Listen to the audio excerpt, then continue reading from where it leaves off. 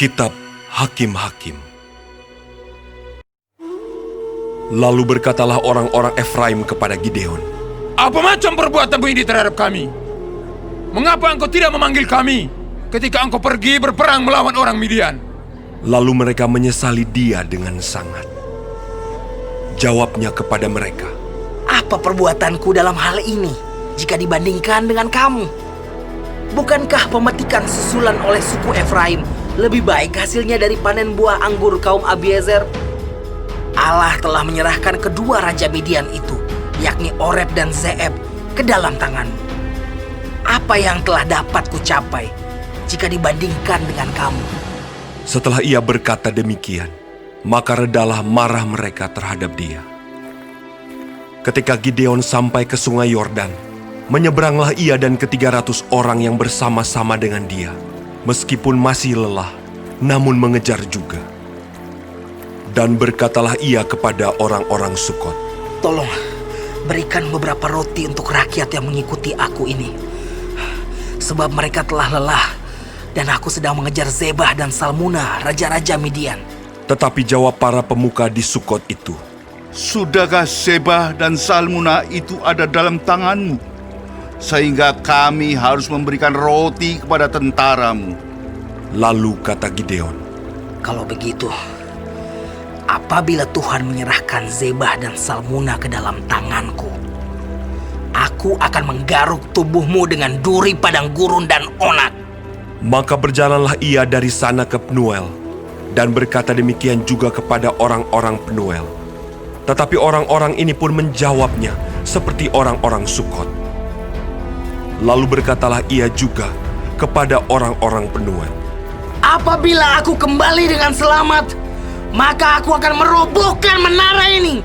sementara itu Zebah dan Salmuna ada di Karkor bersama-sama dengan tentara mereka. Kira-kira 15.000 orang banyaknya, yakni semua orang yang masih tinggal hidup dari seluruh tentara orang-orang dari sebelah timur. Banyaknya yang tewas, ada 120.000 orang yang bersenjatakan pedang.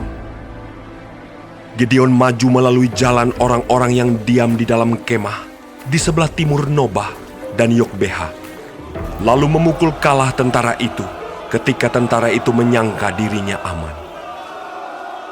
Zebah dan Salmuna melarikan diri, tetapi Gideon mengejar mereka dan menawan kedua raja Midian itu, yakni Zebah dan Salmuna, sedang seluruh tentara itu dicerai-beraikan.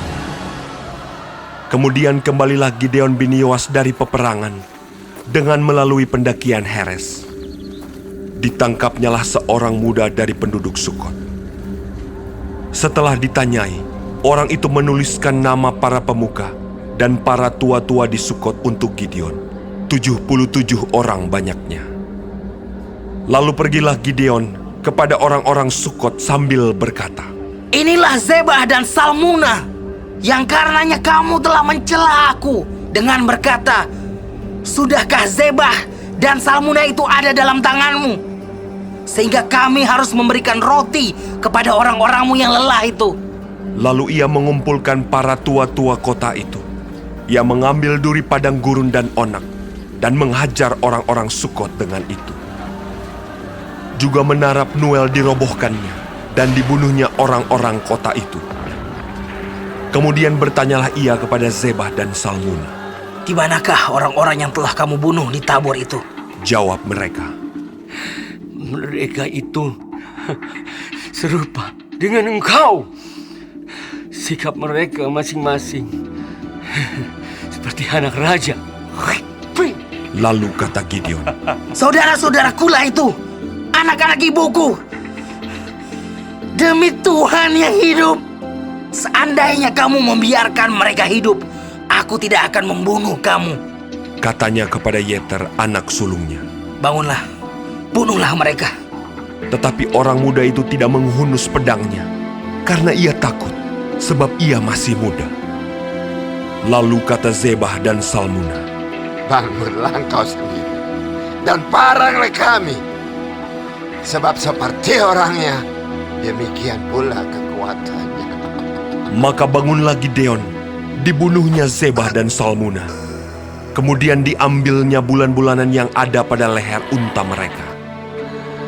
Kemudian berkatalah orang Israel kepada Gideon, biarlah engkau memerintah kami, baik engkau, baik anakmu, maupun cucumu, sebab engkaulah yang telah menyelamatkan kami dari tangan orang Midian.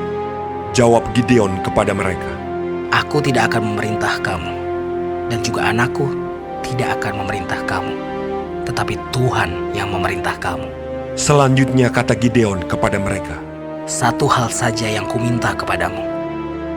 Baiklah kamu masing-masing memberikan anting-anting dari jarahannya. karena musuh itu beranting-anting emas, sebab mereka orang Ismail.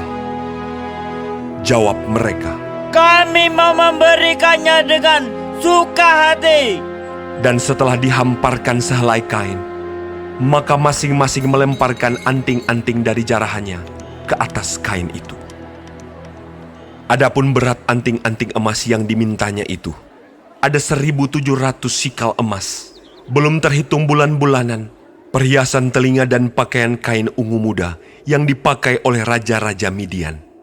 Dan belum terhitung kalung rantai yang ada pada leher unta mereka. Kemudian Gideon membuat efod dari semuanya itu dan menempatkannya di kotanya, di Ofra. Di sanalah orang Israel berlaku serong dengan menyembah efod itu. Inilah yang menjadi jerat bagi Gideon dan seisi rumahnya.